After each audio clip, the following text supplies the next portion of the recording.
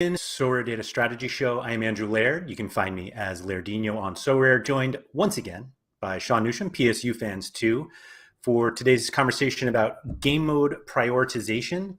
Sean, before we get into this, I was thinking about this topic like 5 minutes ago before we started chatting just now.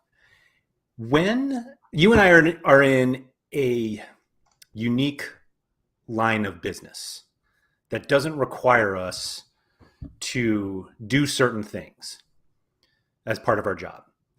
When was the last time you tucked a shirt in? I mean, never really. I don't like tucking shirts in. Fat people don't tuck shirts in, Laird. Let me take it a step further. When was the last time you wore a suit? Last summer for my sister-in-law's wedding. Okay, so you had to have surely tucked in a shirt then, right? I mean, maybe. I could have just left it out. I don't know. Just left it out. Could have. I don't know. I was thinking of this earlier because not because I was tucking a shirt in nor wearing a suit, but I was in my closet and I noticed that I have a suit in there. And it's been so long since I wore this suit, which is definitely the last suit that I wore, that not only can I not remember when I wore it, but it's also like completely out of style. Like it's like like boxy, and like just the way that suits look now are a little more trimmed and like fitted.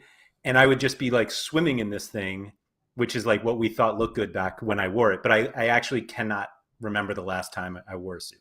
Are we talking about the actual jacket? Like the actual suit jacket? Everything. And like the pants are kind of baggy, and The jacket I don't ever wear, because if I go to, the only time I would ever wear a jacket is if it was like you had to wear a jacket to a wedding. But I hate weddings. I try not to go to those as much as possible either. I mean, Weddings are terrible. I hate weddings. I'm going to disagree. I have a lot of fun at weddings, but also you don't drink and I do. So that's usually the big like kicker of why a wedding is entertaining. I mean, weddings literally are like everything I hate. They're like loud music. I have to leave the house, parties, drinking, like everything. I just am not. So like you'll get a kick out of this. So we had 3 years or however long ago we had to schedule. We were scheduling our own wedding, and it was before COVID, and we had to meet with a DJ. And my wife basically handled everything with the wedding because I said, I don't want anything to do with it. You just tell me what to do and I'll show up. And Yeah, just show up. Yeah. Yeah. And so she made me go to, I said, I'm like, the only thing I care about is food. Cause I mean, obviously that's the only thing I care about. So I went to the locations with her, cause that obviously makes sense too. Sure. Location. But then she made me go to the DJ, and we walk into the DJ, total douche. Total douche. We left calling him DJ Douchey Douche. But anyways, he's sitting there. He's like, he's selling us, like, right? He's selling I us. mean, that's what they do. Yeah. Yeah, they're selling us. He's like, man, the party just starts when you walk in, and like it won't stop. Like I just have music going all night. I'm like, I hate you. And then like we make it loud so that everyone just doesn't sit down and stop at all. I'm like, I literally hate you. And then he's like, we get everything going, like we get all this stuff going, like jamming in there and just nonstop. And I'm sitting there, he's like, how does all that sound to you? I'm like, if someone was selling me to do something, you literally did the worst job possible. Like we walked out, and my wife's just like, I saw your face. You literally were eye rolling everything he said. And I'm like, yeah, the guy was a moron. Anyways, he was a moron. We didn't end up having the full wedding because of COVID. And I think he went bankrupt because he tried to do some shady practices around COVID, but literally hate weddings so much. All right. That I know we don't usually start our shows like this, but I had to talk about it because it was in my mind, and I thought to myself, like, you're one of the only other people who I know work in a situation where you, like, a lot of people like work from home now, but surely like people like, oh yeah, I had to like dress up when I went to like go, and like when we dress up to go see people at work, like we wear the same thing. So I have a pile of clothes back there, and I just grab a shirt out whenever I'm doing a show. Otherwise, I just sit here in shorts and a t-shirt all day. It's fair enough. That's why it's like always the same shirts, because like they just sit there, and then I just grab one that I don't think I've worn recently, and then like eventually, like, because I'll literally throw it on for 1 hour, right? So like I don't need to wash it after that. So eventually, though, I'll just grab the pile, go wash it, and then it gets upstairs. and then like a new pile starts, and then eventually, so like you might see a shirt and then not see it again for like ever because it'll get lost in my closet and I won't wear it again. But they're like your work shirts, basically. Yeah, Those like are work shirts this now. is my work shirt for today. But like you haven't seen this in a while because it No, was I in my haven't. closet, right? So like it was in my closet. Well, I'm not going upstairs to get a shirt on. But now after this, as soon as this is over, I'm gonna take it off and I'm gonna throw it in my corner. And then like there'll be a new shirt like next show I'm on. And then eventually I'll be like, all right, I haven't worn this for a while. I can reuse it again. So like you'll see this again in like a month. So like everyone that's listening, make sure I guess everyone that's watching, if you're listening, Watching, you yeah. can't really see. But Yeah, if you you're wear the same watching, thing for everybody who listens. yeah, if you're watching, yeah, exactly. They can't tell. If you're watching, look out for this shirt. I imagine we'll see it again in like a month or so. All right. Well, all the those who pay real attention to this show will have to call us out on it. True. So yeah. So apologies everyone who is watching and listening for that 6 minutes of shenanigans, but I had to get it out, and there was no better time, I thought. Speaking of everyone who is watching, if you guys wouldn't mind hitting the like button, that would be greatly appreciated. Thank you to everybody who has joined us. I see a bunch of familiar names here in the chat. Surface, David Alves, Sienna Lataro is here. Lataro is going to come back, I think, every show because I believe Lataro won a card on our show on Tuesday, our Liga MX show. Bullstar, Quinny, what's up? Jared Jackson, Mike Baston, Harry Trades, who is checking in after filling in last week, Shorely, Matt Schlow, John Andrews, Moritz Niftio, Little Lettuce 21, that's quite a name, and Danny Brams. Thank you, everyone, for joining us. So, Sean, the topic today was about the new game modes that Sorare came or announced this week, which are coming up for starting next midweek, so game weeks 285 through 288. We're seeing like a lot of new games, which is kind of fun because not that the game was getting stale by any means, but I think everyone was kind of like, oh, they haven't done it. Sorare hasn't like done anything new. And, Specialist and Limited was like a really big deal because it helped bring some value to cards that normally we weren't going to play in lineups. And so now we're looking at those. Were there any of the new game modes that came out? Like, did any of them like jump out at you where you were like, wow, like that's actually a really good idea? You're muted, by the way. My bad. I've enjoyed the stuff they've done. Like I've enjoyed the specialists. Like our buddy Gator Guy won Mike Mignon for 4 ETH, like with a bunch of leftover MLS scrubs.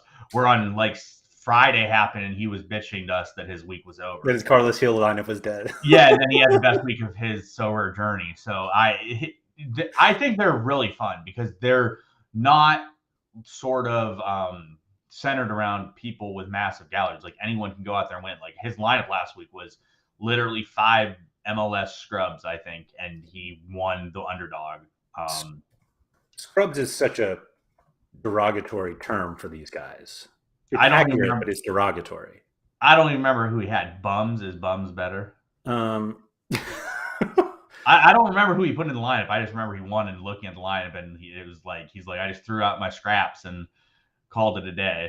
No, I think it wasn't scraps. He definitely built this lineup on purpose. Yeah, okay. So I mean, a couple of those guys are good, but like the guy that really brought home is Bryce Duke. Like Bryce Duke's, has he done anything? He plays, absolutely. Yeah, but has he done anything?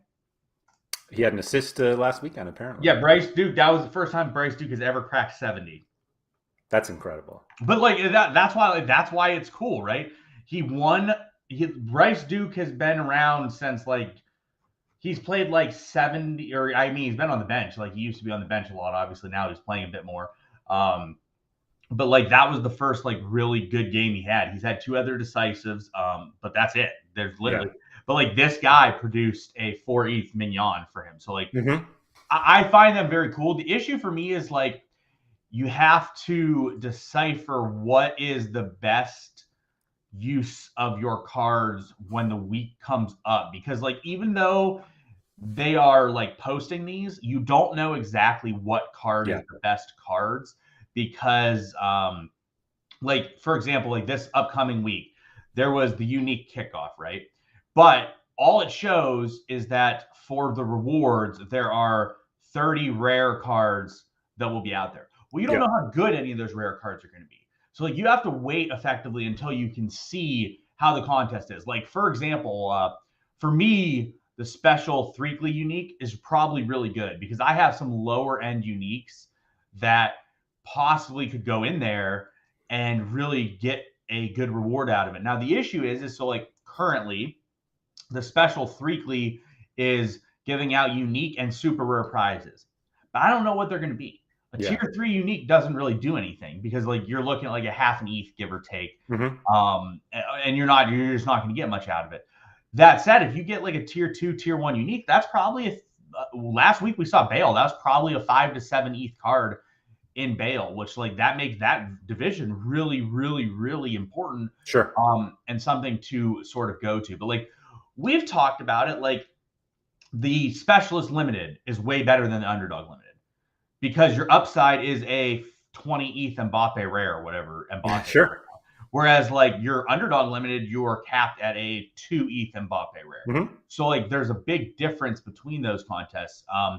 So like for me, it's just I like that I'm seeing new things where I can use my cards. And like this game week that just started, there was like again, we're going to beat a dead horse here too. It shows how terrible Division 2 is, but this current game week, like I thought that the underdog super rare was better than any of the Division 2s, Yep. which means like I tried to now granted, like I'm not really playing all of the players in that, but like 2 weeks ago or 3 weeks ago, you and I talked about it. The specialist super rare was giving away a tier 1 unique, which ended Unique. up Yeah. being Hatanaka to surface, and then this week was Bale. I played Carlos Gil super rare in there, Yeah. which is again that shows how bad Division 2 is. Like I wouldn't even consider using Gil in Division 2 really, but I plugged him in there.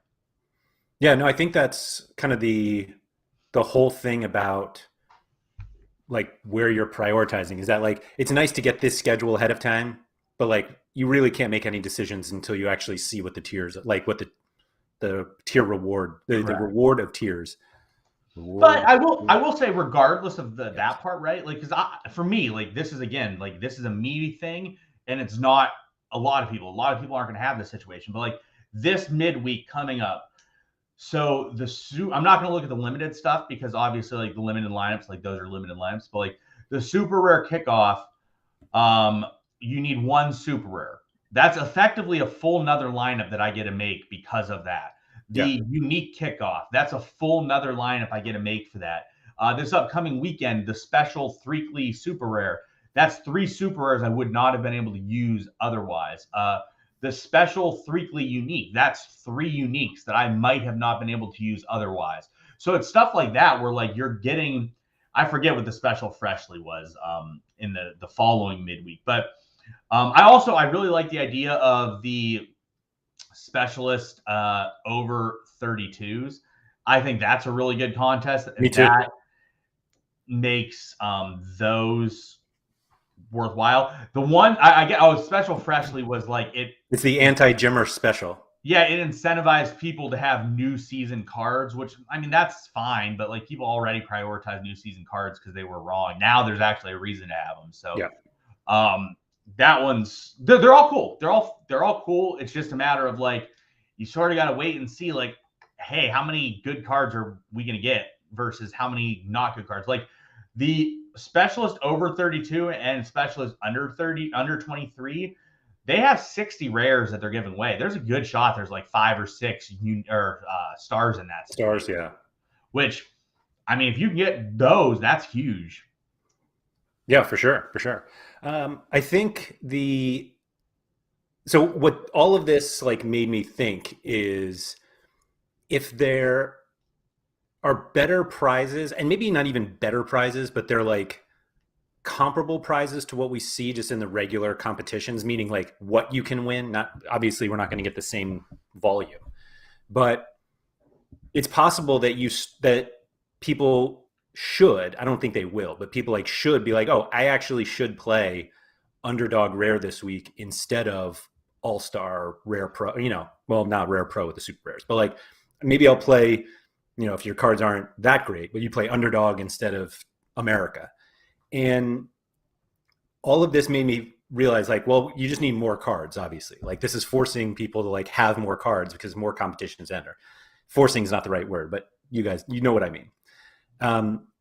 So this made me think back, and I can't remember if you asked me this question on our show or it was separate, but you asked me once that if I won another Carlos Heel, would I sell it? Because I already have one. And this makes it much more likely for me to like want to keep a second elite card that I have, because there are other competitions that I can use. And obviously like I play Carlos Hill in All-Star Rare Pro because I think that's where the best rewards are.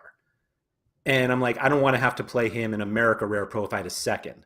But now if I can play him in Specialist, like, and I see that like the upside on Specialist Rare is Mbappe, I'm going to keep it and play it. And like, obviously there are some cards that like, I think are too big that it's just not worth me holding. But like a card like that, it's like, oh, I think I actually might hold that card now, even though I have another one.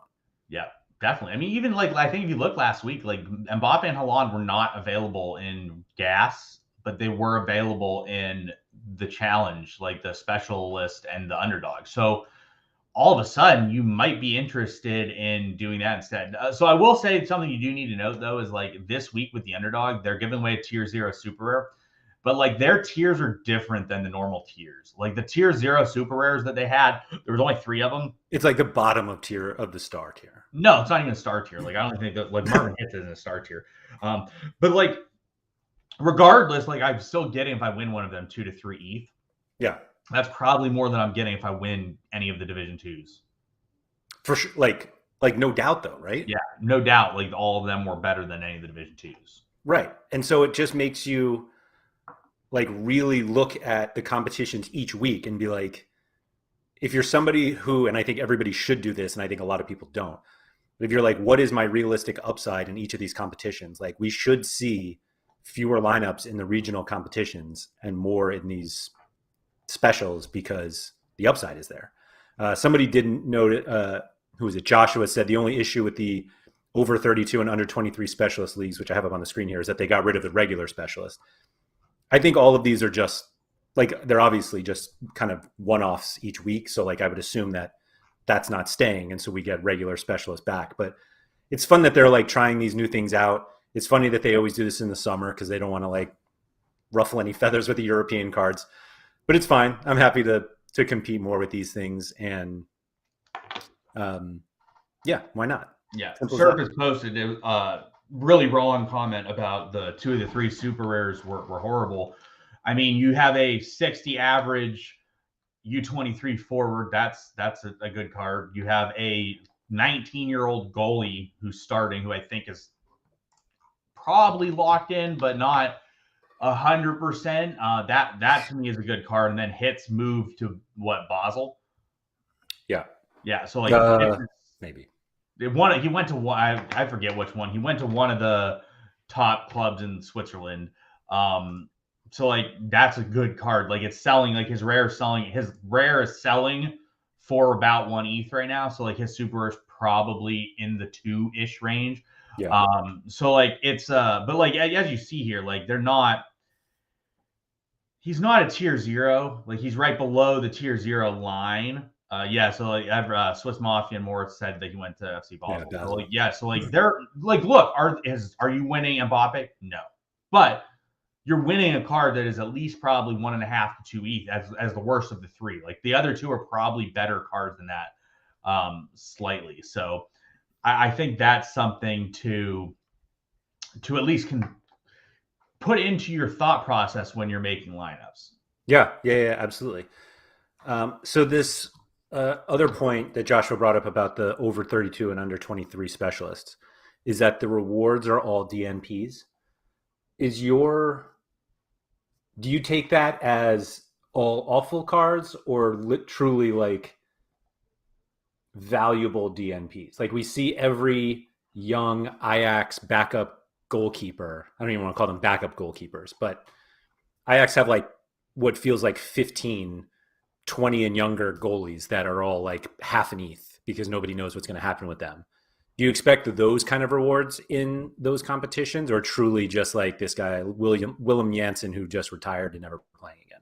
I would assume they're going to be decent, but like, I mean, that is a good question. Like for the 032, like, are they just going to give the older players as rewards? Like, is it going to be 32-year-old DNPs? So I saw someone comment the other day in somewhere that I was at. It could have been Pires or Techers, I think. But like they said, they're like, why are they just not putting the DNPs back in the regular prize pool? Yeah. Which I agree with. Like, I don't understand why that's not just happening. But I would expect decent cards. I mean, but again, it goes into the whole discussion point, right? Like if we look at it and it's like, wow, these are terrible turds, then you're like, well, this is going to be the lowest priority lineup that you run, and you only run it if you have like excess cards to get in there. Whereas if you look at it and you're like, I don't know, Anthony hasn't played in his L5 and they're giving away Anthony's. Okay, well, that's a good card. Maybe I will raise the priority level on this because, as we know, like there's good over 32 players out there that like you definitely can make a good specialist lineup with them. So For sure. Same with the under 23s. The issue is like I find it hard to envision the prize pool in the U23 being good enough where people are like, all right, I'm running Enzo Fernandez in the U23 specialist, right? Like I find it hard to believe that's going to be the case. Maybe. I mean, maybe the prize pools are going to be really good. It's funny you say that because I actually don't think it's an Enzo issue. It's more like most people don't have a ton of U23 goalies. And now it's like, do I want to just sacrifice? I mean, game week 288 is when we get like a few of the European leagues back. I think the Austria comes back that weekend in Croatia. I mean, that is true. Like before, so I won Sasaki, Masato Sasaki, 3 weeks ago, give or take. Nice win. Before, yeah, it's a great win. Actually, he just sold for 1.7, by the way, which I that's a bit much. I'd probably sell at 1.7. But the floor is lower than that already. But someone paid 1.7. I do think he is sort of. I think he's locked in. Like, it makes sense to me that he would be locked in at this point. Which, if you guaranteed me he's locked in and no one else, and he's right up there with the top U23 goalies in the summer because he's on the better teams of these guys, and he's also the youngest. So, like, he would be the best. Like, if he was locked in, I would say he's about 1.5 to 2 ETH card. But anyways, like what I was saying is before that, I couldn't run lineups in U23. Like I have an Osako rare or super rare, and I have a Tawny rare and super rare. That's it. And then I have a Thomas Hazel, who's obviously injured / whatever's going on with him. But like, so I literally have one rare U23 goalie. Mm-hmm. That's it. It's Tanny. So like, if I want to play that, I have to use my Tanny there. Right. Yeah. And like I obviously in summer, just no one has U23 goalies. Like I've looked at a lot of people galleries, like no one has them. Like they're just non-existent because there's just not very many of them. Yeah. I love this comment from Oystein. Perfect place to win Doku. Perfect place to win Doku. Actually, Oystein actually posted above. I wanted to ask him. He said you can see the tiers that they're giving away as rewards. Where can you see the tiers that they're giving away for the rewards for like 3 weeks from now? Or do you have to like go and do the manual like look ahead? I didn't think you could even do that manual look ahead anymore. Like I'm guessing they don't even have them set anyway. But you might be right. I'm not sure. I'm not positive. He said Oystein said at the top. Yeah, so Mike just said Wirtz will be a DNP. Yeah, so Wirtz would be someone to be available. On the top, where, Oystein? Yeah, I don't see it. I don't know. Top of the page, Laird. I'm going to disagree. Maybe unless it's just a different page. Yeah, I don't know. Yeah, I just I think it just leads to a lot of like very, very interesting lineup decisions every week because we already like figure out where the best lineups are. Or excuse me, where the best rewards are. Like, you know that every week you're going to look at the super rare division D2 and say does it have a star this week, or are they doing a unique in one of the regions? And if they're not, then you're like, all right, I don't think about it anymore. Oystein's right, by the way. If you click on the 285, click on game week 285 right there. So click on like 288 and you can see what it would be. Thank you, Oystein. Appreciate it. Yeah, I was going to say I wasn't sure where that was. So yeah, if we click on 288, we can see. So specialist U23. Goodness. DNP limited.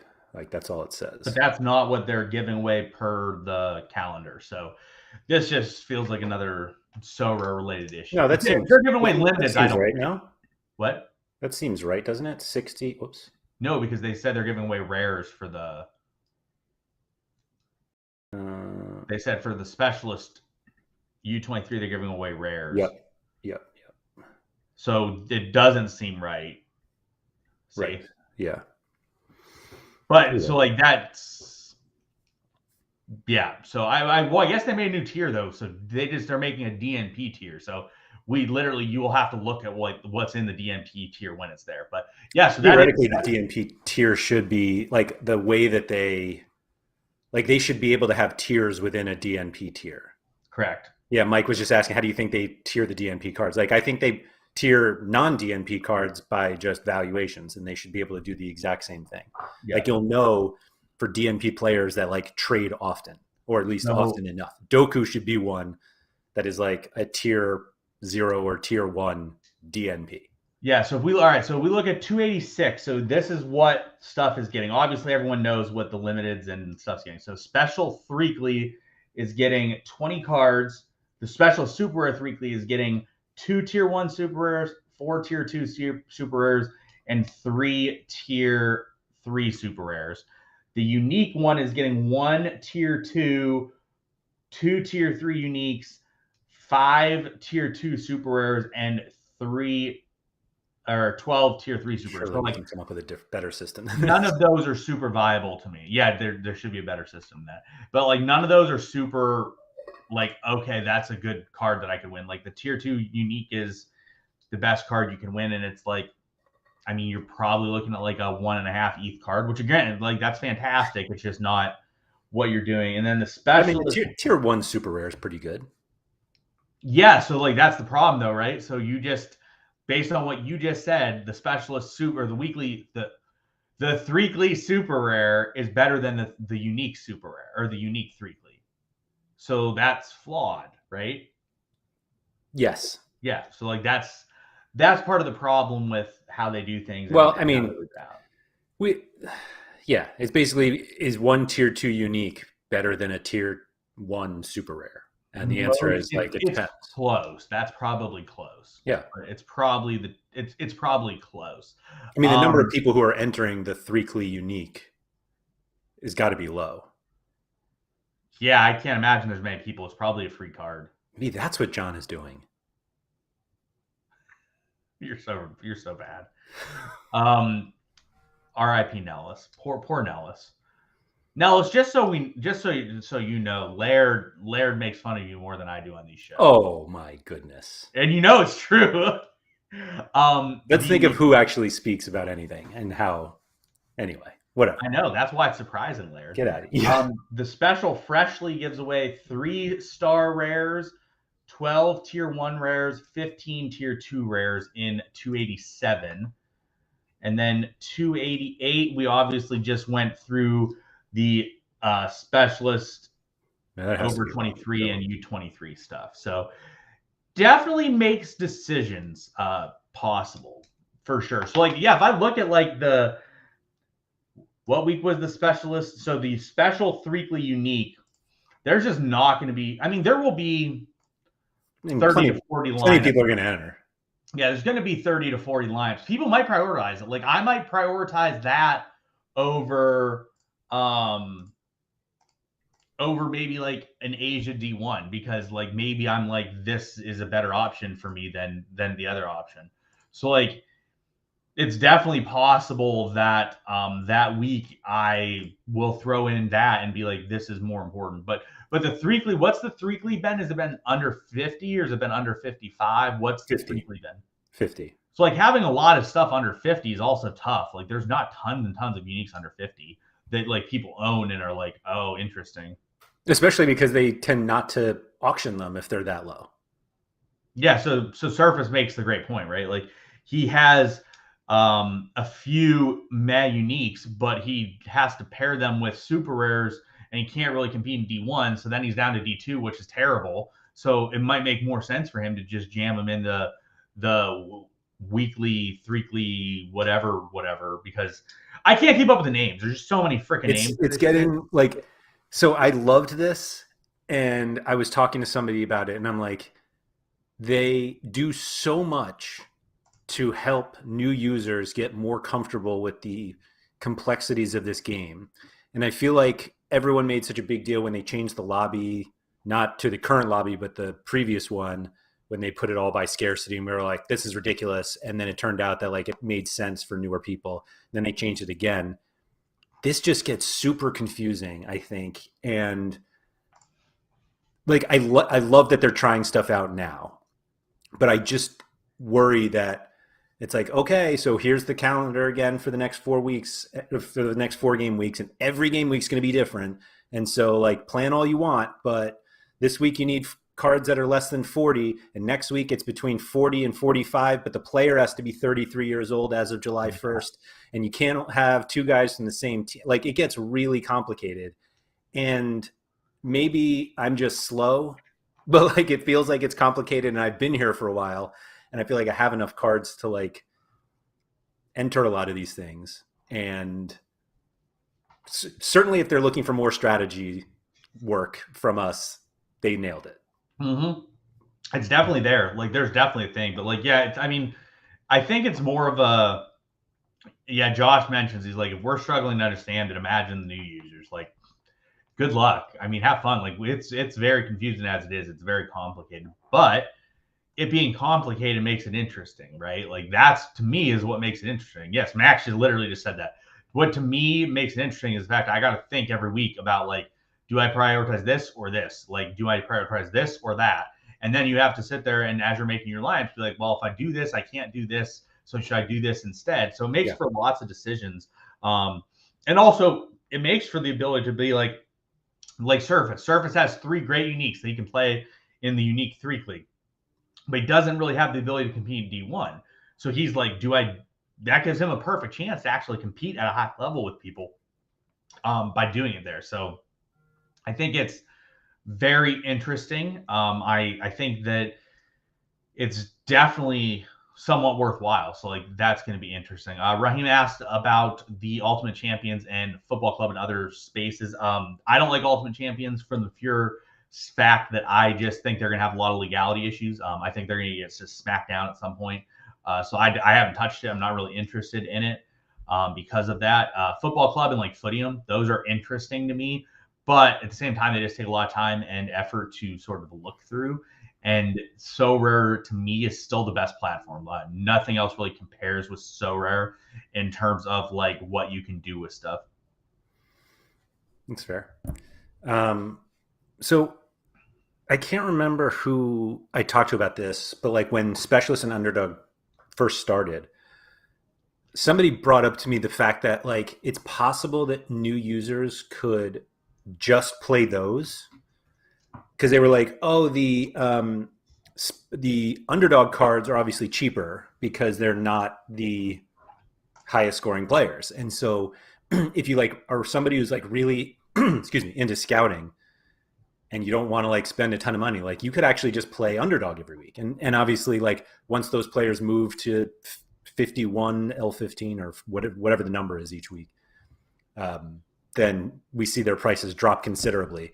I kind of actually wonder if that's why they've moved underdog from 40 to 50, because like the players who were averaging between 40 and 50 were just dead because there was nowhere to use them. They're not good enough for All-Star or the regions, and they obviously don't qualify for specialist or for underdog or specialist anymore.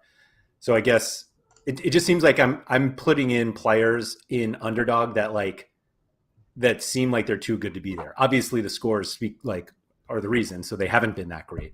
But like I had like a full Sounders stack last week, and it's like that That doesn't feel like underdog. But anyway, I do worry that, so I don't know how many people do this. That's probably something we could look up. If there are any people who like just play underdog or just play specialist. But constant rule changes make it really difficult to do that. And so I wonder if we'll actually see like those scattered people just be like, all right, forget it. I'll just play all-star and hope for tier 3 limiteds.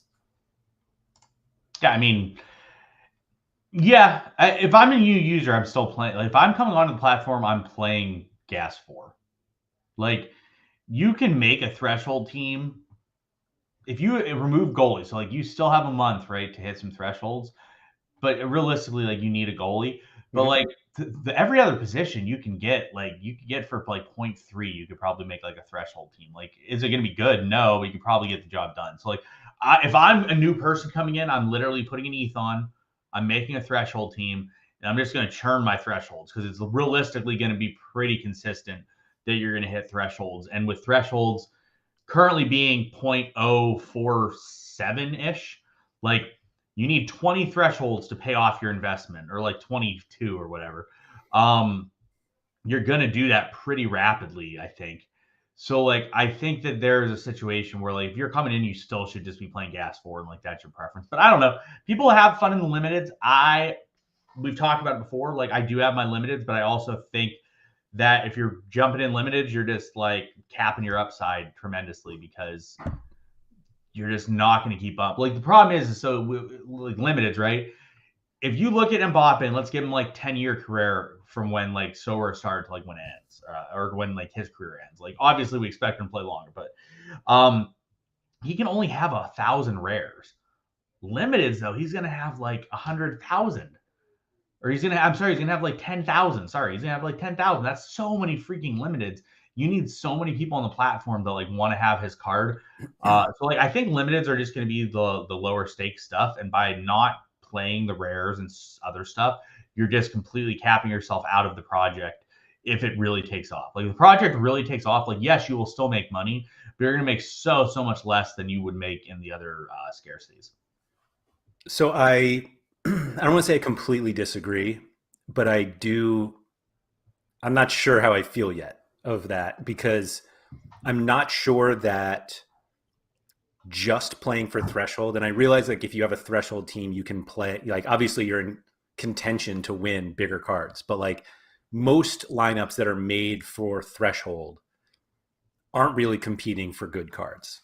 And the budget that it takes to win a threshold and then maybe a few tier 3s here and there, I think can let you win like tier 1 and tier 0 limited sometimes, like often enough that it may pay off. There's like actual data that I can look at that should help.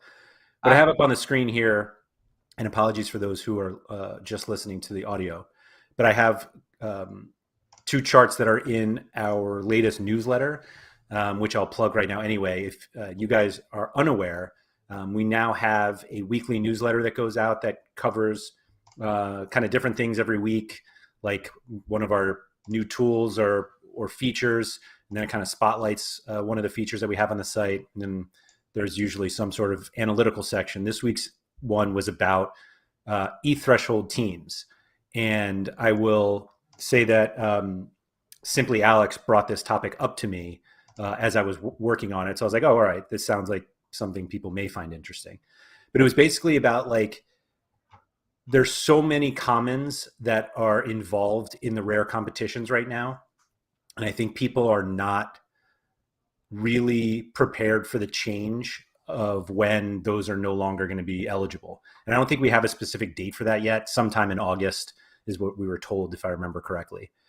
But if you are somebody who is just playing for thresholds, really all you need to do is find 5 rare cards of guys who play, and you're going to succeed or if you have played, you would have succeeded at a minimum of 2/3 of the time. You'd get some sort of threshold and some sort of upper threshold. So, and that now is like 0.04 and change. Like it's an absurd amount of ETH right now. That's mostly because ETH is so low against fiat. But we saw that over the last 100 game weeks, like 94% of lineups that were entered with 5 rares scored at least 205 fantasy points. So you're getting some sort of ETH reward. Now, that doesn't mean all of these people are like regularly competing for cards as well. And if ETH accumulation is what you're after, and not everybody plays for that, you and I have talked about that's kind of one of our reasons for being here. Then I think threshold is, making lineups to get the threshold is perfectly fine. But I don't want to throw out that like putting that same amount of money into limiteds is not worth it. Particularly with the fact that like you can win star rares with limited cards. And so the upside is higher than I think we're giving credit to, particularly because of specialist and underdog. I will agree with that part. However, I disagree with the other part. I think that all right. So how many tier zeros and then tier 1 limiteds have I won since May? So 2 months later. Just because you're not good at limited doesn't mean everybody's bad at it. It's not that I'm not good at limited. It's I'm playing the best players. Like you need to be so good at limited to get a tier 0.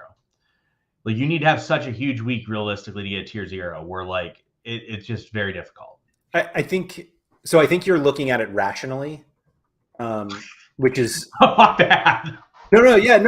And like honestly, like I think there are situations where it's okay to irrationally think that your limiteds are going to win star rares. Like people win them. It's not I'm not saying star rares. I think it's hard to win star limiteds. No, I know, but I'm just saying like knowing that star rares are actually the upside for limited cards should make that much more attractive. The issue is so like it's being talked about, and I think this is the misconception, right? People think that if you spend some funds in limited, you're going to win stars. That's not the case. I agree with you there. The high level limiteds that it takes to win are really expensive at this point. Like you have for 1 ETH, you can make like, look at this. This is what I've won. Like that's just a big pile of not great stuff. No, I'm not saying it doesn't add up. Like it all adds up. Mm-hmm. And I put in like, I'm not expecting to win like 50 ETH in rewards with this stuff, but like for you to buy a legit higher end team, you're spending like 3 ETH to 4 ETH in limiteds. Like that's a lot. If you want to compete everywhere. No, if you want to like have a high level team, it's going to cost you like 3 ETH in limiteds. Like Carlos Gil's like 0.6. Like let's say you buy 5 Carlos Gil's for a line, you're talking like 0.6. That's just not cheap. So like I just think that there's a misconception that like you can go into limiteds for 0.1 ETH and just smash your brains out. Not saying like you can't do well and you can't have success, because of course you can. And if you play things correctly with like matchups and you pick some guys. Yeah, so Sam just said a Champ Europe competitive limited team is 5 ETH. I mean, that's not cheap. That said, that's thank you for the why we don't recommend playing Champion Europe unless you have a massive budget sort of segue there. But like, yeah, so like you've been playing limiteds for a long time, right? And like, what have you won any tier 0s? I won them early on. I haven't won. Well, let's see. When is this? Game week 250. I've won a few. Okay. Like, yeah, I'm not smashing it. No. No, and like I think that there's I just think that there is a sort of misconception with limited. Here's my tier 0, Danny Olmo. Does that count? It does, unfortunately for you. But again, that wasn't that. I don't even classify that as like limited, because like that was in the specialist stuff. So like, yes, you did play with limiteds, but like I'm talking from the actual like limited leagues. Yeah, I think saying that it costs 5 ETH to get a competitive Champion Europe team is absurd. Like, yeah, I don't think it's that much either. I think it's, and I understand why Sam feels this way, and I think you would feel the same way.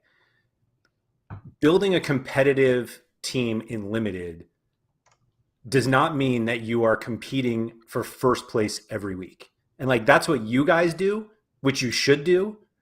But like, not everybody needs to do that. Like the reward pool is big enough where you do not have to run Courtois, Upamecano, Kimmich, Mbappe, and Messi. Like you I don't don't. have to do that to win. I'm not talking. I disagree with that comment as well. Like I don't think it's 5. I think it's like 1.5. Like I think it's like 1.5 to 2. But like again, like 1.5 to 2 is not cheap. 1.5 to 2 ETH is not the cheapest option. Like I think you're looking at probably 1.5 or so, because you probably are going to pay 0.2 for a goalie, 0.15 for a defender, you're probably going to average like 0.25, 0.3 a player. So like I just don't think that it's realistic. Like people are like, oh, I can go spend in limiteds and like thrive. Like that's the misconception I think people have with limiteds, right? People are acting like you just are going to go into limiteds and be like the boss and really reap benefits. And that's just not the case. You're going to go into limiteds and you're most likely going to scrape tier 2s and tier 3s that are, again, they add up. And I'm not saying it's a bad investment to play limiteds because you're going to get your returns out. But the threshold situation is just really good right now because like there's some cards that are relatively cheaper end cards in the rare divisions that like you can have that just will average you 50 to 60 points and help you hit thresholds every week. When like that doesn't even matter what you do, you just need to hit 250. Whereas like if you hit 250 with a limited card, you're not getting anything. You need to hit 320 or whatever still. Yeah, absolutely. But the quality of players that you're getting in limited for the price that you're paying for those same players in rare, like they're gonna be better players. They're gonna score more points, and obviously that applies to everybody. Like it's not like all of a sudden you can get more. But I think the other thing that a lot of people don't recognize, and I think it's particularly because common cards are still allowed, but I think there are going to be a lot of people who buy a goalkeeper for a threshold team, and if something happens to that goalkeeper, like they're dead. They're like, all right, I guess I'm just going to try to get threshold with 4 players now. It's a lot easier on the same budget to use replacement parts or trade in and out in limiteds than it is in rares. And so like I really never thought I would be on this situation. I still don't really know how I feel about it, but I think I don't think it's as easy a decision as it used to be. I would agree. I mean, I think that's so. It used to be no brainer. We both agree with that, right? And that the reason it's not a no brainer is because of the specialist and the underdog competitions, not the limited U23 limited, Champ Europe limited, Asia, etc. The only reason that it's close and comparable is because of the ability to, again, like you said, win star rares with limited cards. That's why it's as more viable than it used to be. Because like if you just remove all the specialist type stuff and all the special stuff, like the legends, the underdog, the specialist, and you just have the leagues, they're not good enough and you should not be playing limiteds. So like with it, what it is now, I agree there's a lot more viability with limiteds than what there was because you have so much more utility with the limiteds than what you did. For sure. And I think like what's funny is that we always talked about how rares had so much utility because you can play them in rare pro, you can sneak them into super rare, and we were like, but limiteds you can only play in limited. And like that's still the case, but now that we have more competitions, like there are more places to play limiteds, including some that allow you to win higher cards. Like in that super rare, what I don't even remember what they called it now. The super rare SR weekly or whatever it is, SR kickoff. Excuse me. Yeah. Like you need one super rare. Are you going to fill the rest with rares or other super rares? No, you're gonna do it with limiteds. Right. Yeah.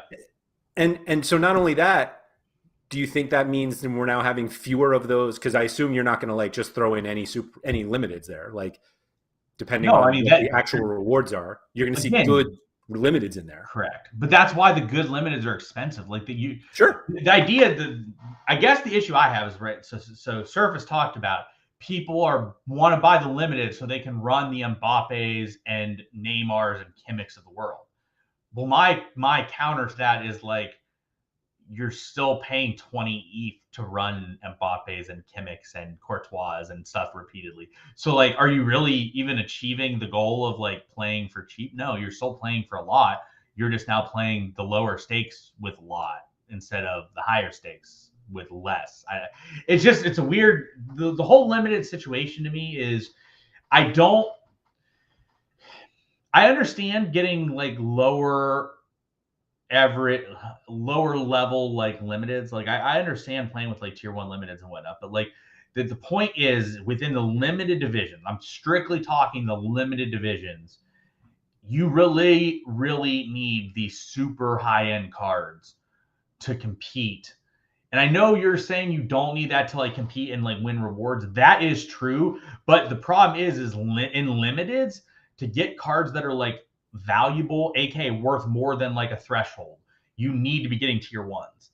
So if you're not competing to get tier 1s every week, then your lineup isn't good enough realistically to be doing it, and you should be getting better cards to do that. But it's just, the whole limited thing is just, it's hard to win those as well. It's like easier to win elsewhere. Like I understand what you're saying, but like you see the rare lineups frequently. Like you'll see in Gas 4, someone will sort of have like a not super expensive lineup and they'll be very competitive for a week and they just absolutely smash. Yep. Whereas limited, that's a bit tougher because everyone has just such alpha cards.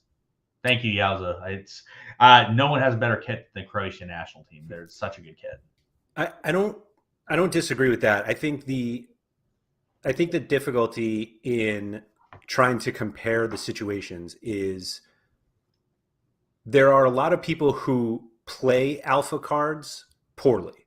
Yeah. They're just like, I'm just going to play. I'm going to buy 10 of the best limiteds and I'm just going to throw them in every week.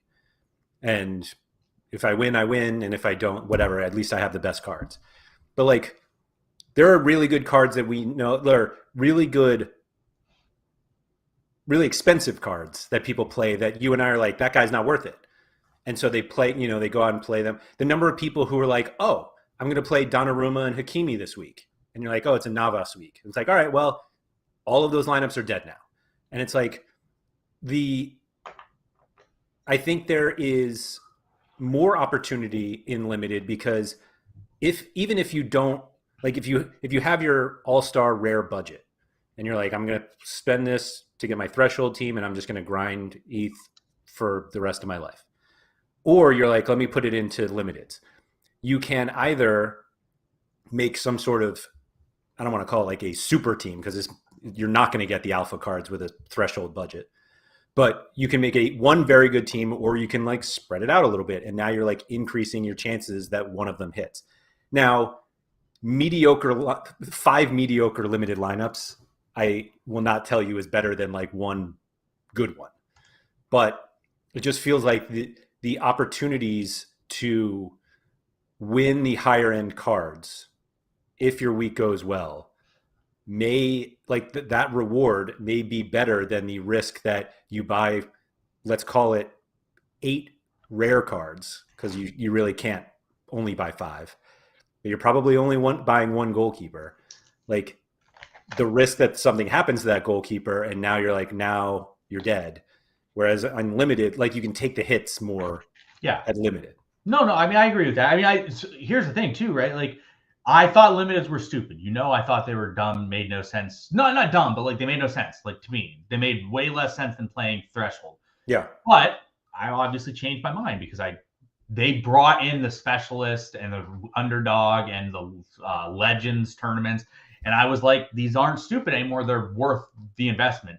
So like, obviously like it's a whole, I guess our mind will be changed on it countless times because things are constantly changing. Like every time something changes and every time like there's more utility for the limited cards, then there's more reason to buy them. Like anytime I can run 4 limiteds with a unique and win like rares, that adds a lot more viability to those cards, right? Sure. So I think to unique. to me, it's more so. But again, it goes back to what I was saying. Like that, when I thought things were stupid, there was no specialist, there was no underdog, and I stand by that point. Like I think that they did not make that much sense before we've added all that stuff. Now you can run a Messi in the specialist limited and win a rare. You can win Messi in the legend limited and win a rare legend. You can run a messy limited with your unique and run it in the unique, whatever the hell it's called, and win cards as well. So like every single time that happens, and like if you get to a point where like you can use 10 to 15 limiteds in those tournaments a week, lots of viability with that, because why would you run a rare Neymar when you can run a limited Neymar for the same value power? Yep. No, I think that's right. You did mention legends there. Emmerich brought it up too. If we think we'll see more usage for the legend cards, um, you we talked about legends kind of like when the game first launched, when we could actually use our legends, and we were like, surely they're not just going to have like use legends to win legends. That is all we've seen. We've seen them add some legends. We haven't used any of them this summer because they still only have two. I happened to have both of them because I was like, oh, legends will continue, and then they didn't. They have more than two now, Laird. Two summer ones? I think they have more than two summer ones now.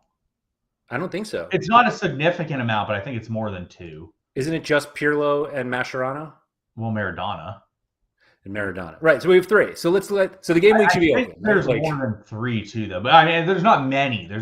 Here's the point on that too. Like, legends are still so stupid to me. They make no sense at all. When you can only win legends, they make no sense. However, if people are willing to pay for these legends, then I mean, it has value. Like, so I'm trying to look at Mascherano. I guess it's not working for me. Yeah, I think the site's dead for right now. Yeah, the Sorare was down a bit ago as well too. Yeah, I think they're related. Yeah, so that would make sense if they're related. So anyway, so like it's a situation where like I don't see how they're not going to turn legends into you being able to win other cards. That's my opinion. I know you, I think, have disagreed with that. I don't know. Like, so what's funny is that I feel like the response to every criticism of like, this should have more rewards. And they were like, well, we have to really balance the reward pools because of the scarcity and we only have so many. And then like the next week, they're like, we're introducing the over 27, under 33 competition that's going to have 7,000 limited cards available for rewards and 3 tier 2 uniques and you're all of a sudden you're like, where did all these come from? But like the legends prize pool has worked so far. Like, people, like you said to yourself, you think it's really stupid to use legends to win legends, especially when we only have like. The only reason it's worked, I think, is because A Bottle Board and Visa have bought and Duke. Yeah, that's the only reason. Like, right. I don't know. Like, I just why do you want to have like a 2 ETH whoever legend super rare that you can only use to win other legends unless someone is buying those legends? Like, to me, they're so dumb. But I have limiteds, and I would probably buy rares. But like, again, the point is like, why would you buy any of these if you can only win legends? Like, so for example, like Cruyff is like, his last sale was like 0.5 ETH. Why would I buy a Cruyff rare if I can only win legends with a Cruyff rare? That doesn't make sense to me. Unless people are like, hey, I will pay you if you win another legend. And then I'm like, all right, well, then I guess I might as well use it. But like, the legends are just like, they have to be to a point where instead of being able to win, like, why can't you have a legends instead of the weekly threekly? Why can't it be the legends tournament where you win like actual cards? The issue is that the legend stuff is very flawed, and I don't think they can ever do more than 4, or they can never do more than like 3 legends, because there are very clearly the best legends, in my opinion, which you and I have talked about. Like, there are very clearly legends that are better than other legends, and it's not. Oh yeah. So but that's kind of how the game works regularly, though. Like, we know that there are certain cards that are significantly better than others. That doesn't mean the ones that aren't as good don't have value. Yes, but like, these ones are just so much better that it's not close. That's fair. Like, Cruyff is like 15 points better than like the Milan legends, and that's with Leao Sun running the last like 2 months of the season. Like, yeah, you can't not have that, right? Like, you can't do it. And the only way you can not do that is if you have if you have Tadic, and then you just hope Tadic equalizes that, and you can run 3 other legends, Right. which is viable. That is viable strategy. Yep. But yeah, the legend stuff needs tweaked.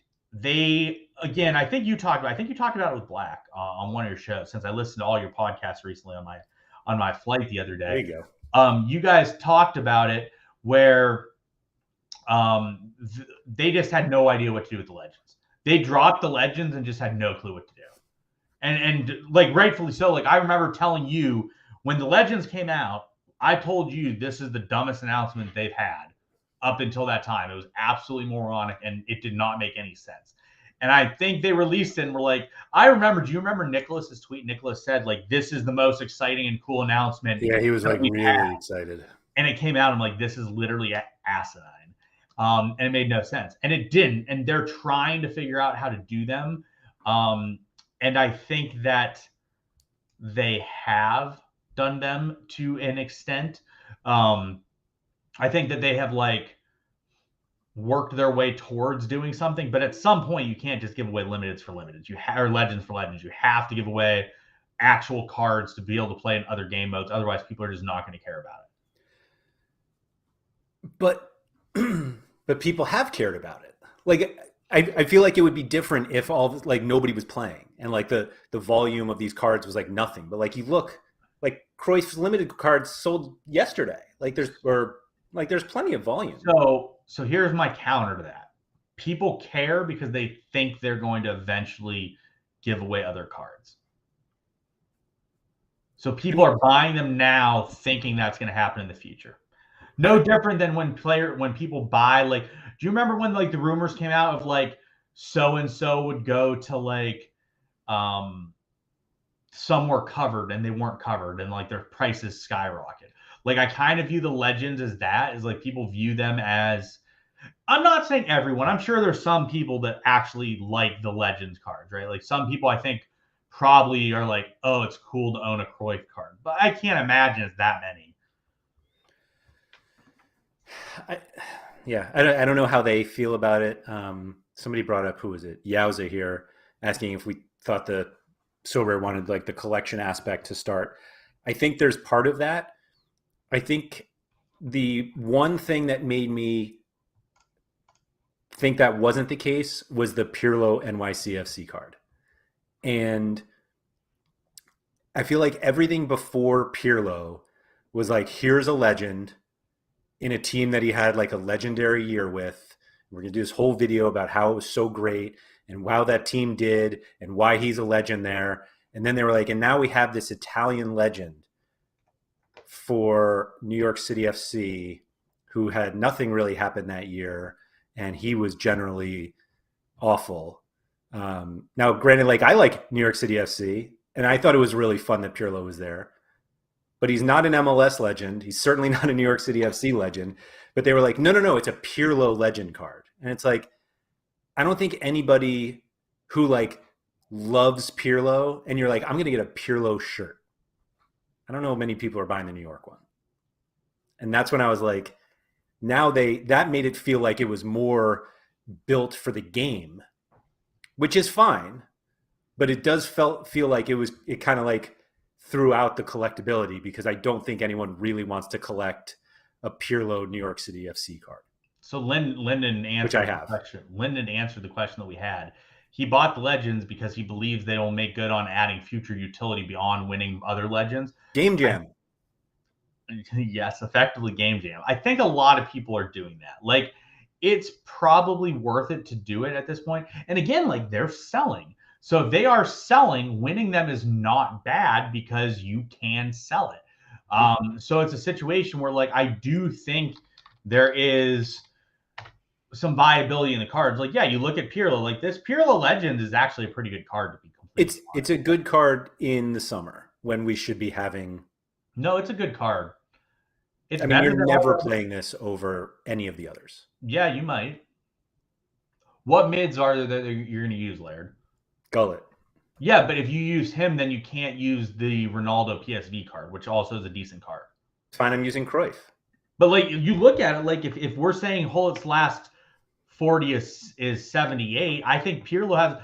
Pirlo has a pretty good shot at that. With if you have Maxi Morales, you have Santi Rodriguez. Like you have some good options. They usually have 4 midfielders that are playing, so you can peel some decent results out of the Pirlo card. I don't think the Pirlo card is that much worse than the Hullet. Okay. I'm not saying it's better. I'm just saying like, it's a card you can use. Like the Pirlo. You can't use it actually because there's no competition, Sean. Well, yeah, you can't use it right now, but you can use it at other times. Like, I just think, like, Cruyff, there's no card. Realistically, to match Cruyff, you need a, wow, that card's been terrible. I guess they've just not been very good recently. But anyways, It's an Enzo card. The Cruyff, like, right, there's no matching Cruyff. There's no matching Cruyff unless if you add a PSG legend forward, that card will be obnoxiously good. Like that will be like the card you realistically want. But like I don't know, like they have to eventually give utility to these outside of just legends, I think. But I think they're still working on that, which is why this year they just gave something to those people that had them. Like I told you before they announced anything for it, I thought legends were moronic. I didn't understand why anyone bought any of them or had any of them based on what Sorare was doing with them. But I also thought it was really screwed up what Sorare did. Sorare like dumped it on those people and said there'd be utility, and there wasn't for like 8 months. I agree. So like that wasn't fair to those people that own the legends. But yeah, like I mean, I think they have to do something. I think they have to change the game mode a bit. The problem is like you can't have less legends because then it's like, what's the point of having legends? But you can't have 5 because if you have 5, like if you have 5, everyone's going to trot out the same people, and right. You're going to have no overlap. I think a way that they can get around some of this stuff is to have like, if you have the legend, you get to pick a player from that team. So like, let's say you have a Mascherano legend, right? You have to pick one of the mids before the week starts. So like it gives you a drop down option of like you have to pick. The issue is like even still people are going to pick the same guys. Most of the teams, but like that maybe that's how you can differentiate someone. Sure. Like, instead of playing Pirlo, Max Morales, you play Pirlo, Santi Rodriguez. Yeah. But yeah, like the issue is like if you're on Ajax, you're picking Dusan Tadic. Like you're not playing Berghuis or Broby or anything. Like you're playing Tadic. Yeah. So it's but anyways, I think there needs to be some sort of tweak to the legends. I also think like you realistically need to limit it as 1 legend per team per position. The fact there's like 4 Milan forward legends is so stupid. Yeah, it felt like a decision made without utility consideration. Do you think they'll like? I don't want to actually ask this, but I'm going to anyway.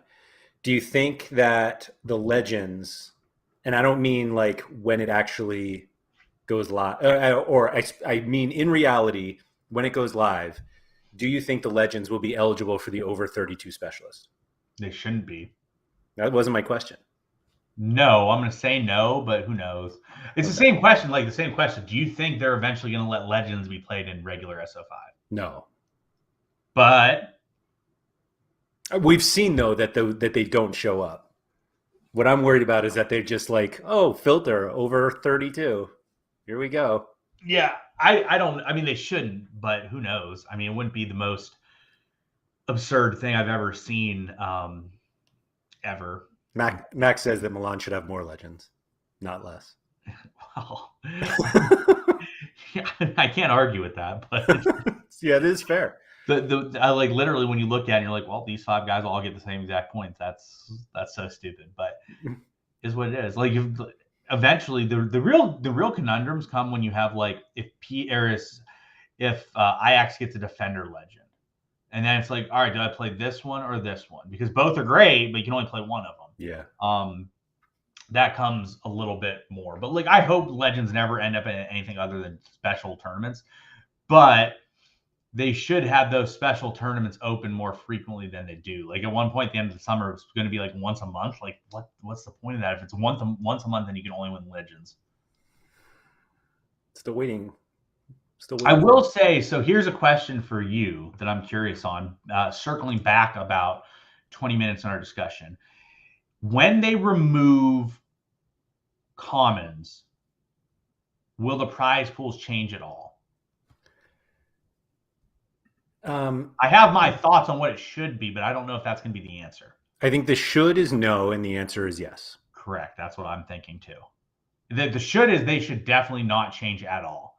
The prize pool should be exactly how they are now, just no limiteds or just no commons are available. But I feel like they're just going to like crash and like cut in half the like prize pools. Because like the thing is like none of the lineups that are like, I know we get like a random common lineup will compete every so often, but like they're never competing for top end stuff realistically. Like, yes, you might have someone pop up every now and then, but so like anyways, it shouldn't change anything, but I think it will.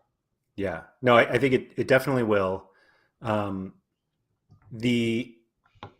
The screen I have up here was something that we tweeted. When is this? May 5th. It's part of the newsletter. So if anybody is listening and wants to pull it up, it's in the newsletter, which is hopefully in your inbox because you subscribed over at SorareData.substack.com. Anyway, so the dark blue in all of these charts is the percentage of lineups that have commons. And so like you can see the absurd, this is all in all the rare competitions. And I think the number in All-Star Rare surprising to some people, just like how high it is. Like it's literally like 3/4. But it's also really high in the other ones. Like U23 is around 40%. All the other ones are probably in the 30 to 40% range. And if what we thought was that the rewards were based on like the number of eligible lineups, then if they are no longer counting commons as eligible, then the number of eligible lineups like drastically reduces. And theoretically, like that means less or fewer rewards, right? Like that's what it should mean. Otherwise, like we should all be winning with our full rare lineups. Yeah, I mean, it realistically shouldn't change, but will it? Probably yes, which is unfortunate. But again, I guess that's Gas 4 or like all the Division 4s, which. But that's where you play common. Yeah, that's where you play your commons, so you can't. It's like Division 3. Like I'm waiting for like Division 3 to like get cut like by third and be like, that makes sense. Right. Right. Nothing should be affected that way. Correct. You wouldn't think. I mean, who knows? Who knows what they're going to do about that stuff? You're right. But yeah, just to emphasize, to show this other graphic here, the dark blue on this one was the number of lineups, and the dark blue here is the number that actually win. So like it's very hard to win card rewards with commons. Correct. And soon will be impossible. Well, it's going to be even harder now because people are going to turn that common into like a 0. So like that 20 to 30 points they were getting is going to be 0. Right. That Kenneth Cronholm, that Allison limited, Allison common significantly outscores the Kenneth Cronholm. So honestly, so that's another question I have for you. Do you think we're just going to see a major run on like just 0 goalies? No. Okay. I don't. Like, I think if you have a goalie who's likely never playing again, you'll be able to sell them for close to nothing. But like, I do think there will be people who try it. I don't think it's going to last that long. That's all. Like literally scoring, I guess 205 is more reasonable, but your upside is just so absurdly limited when you have a guaranteed 0 that it's not worth it. It's difficult to hit the threshold with a guaranteed 0. Right. Not difficult. Not the 205. The 205 you can hit. The 250 is harder. You better have. Well, it leaves you no room for error. No, you have room for error. I mean, you can't have a 0. Like you can't have a second 0, but like you just need to average like 50 points a piece at for the 205 one. Right, but if you have a guy who like, oh, he's just going to be on the bench today, and now you're like, oh, now I have a 0 and a 27.5 because he came on in the 80th minute. Like now you're asking a lot from your other 3 cards. Correct. And granted, now this is the expectation is that these are not like elite cards because people who have elite cards tend to have rare goalkeepers who play. Correct. Yeah, I mean, most people that are just grind. I've never looked it up, and I really don't care. But I'm also like kind of care. I wonder just how many people would just flat out grind thresholds and have like just 5 scrubby people that they just plop in and pray to hit 250 with. Because like I do think that number is way bigger than I think it is. The people who just play All Star Rare, basically. Yeah, to just try to get the common. Right, right, right. Yeah, I can. Dirk asked, people replace common goalie with rare goalie. I don't think the scores will go up much at all, because most people that like are going to get prizes already have a rare goalie, and it's not really impacting them.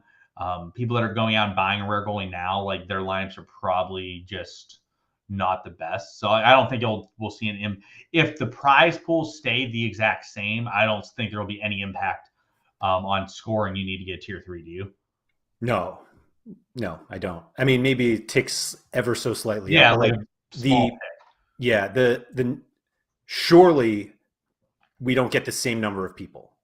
Like it's not like everyone with a common is going to go out and try to get a starting goalie. pick. If Correct. they do, then prices really skyrocket for those. But I Correct. just don't think it's viable for most people. And so I think what we're more likely to see is potentially an influx in the market of these threshold type players because all those people will play limiteds instead. Correct. Which makes sense. Yeah. Yeah. All right. I think we've gone long enough today. Thank you to everybody who has joined us in the chat. As always, we appreciate all of your comments that help move the conversation along. I will plug the newsletter again. This newsletter is, you can just go to SorareData.substack.com. That is the English version. We have it available in French every week as well. If you go to SorareDataNewsletter.substack.com, those are all over our Twitter feed as well. So you can just go to Twitter and SorareData, and we'll have the links there for those. Andy and I will be back next week, earlier in the week. I think we have a pretty good guest lined up, and we have a really great topic that I think is going to bother a lot of people. So those are always fun to talk about. And then Sean and I will be back next Friday for another strategy show. So yeah, thank you again, Sean. Good luck this weekend.